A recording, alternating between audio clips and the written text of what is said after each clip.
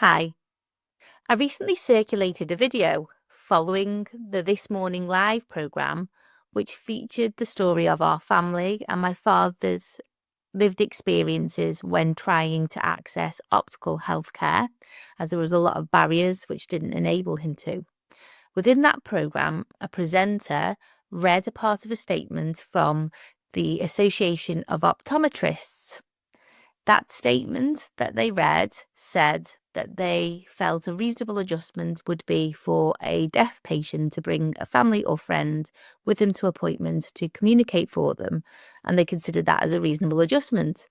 I disagreed with that statement and felt that it didn't fit with the programme, so I made contact with them via email and had a conversation with them and realised that their full statement was not actually read out on the programme. And when you read the full statements, you actually see that they are in support of the deaf community and in support of having professional interpreting services.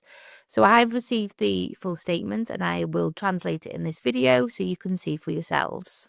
Thank you. Thanks for watching.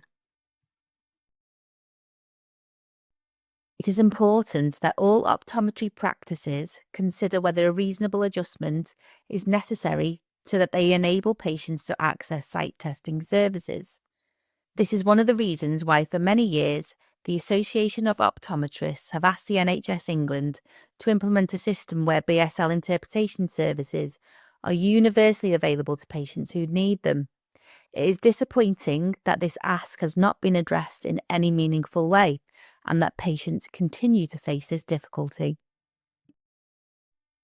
We are aware that in some areas, local health commissioners have established a service that is available to opticians, but the provision is patchy and a postcode lottery for many patients.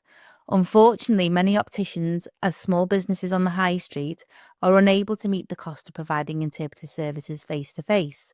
Like many other areas of the primary care, including dentistry, primary eye care is chronically underfunded.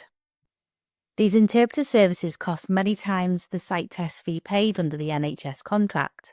In these instances, the reasonable adjustments open to practices sometimes involves asking a family member or a friend to provide ad hoc interpretation. But with non-expert translation, there is some risk of miscommunication, which is why a BSL interpreter is the most appropriate option for patients' care. We would welcome any opportunity to work with the NHS to establish a plan to roll out national BSL service to all primary care, including community optometry.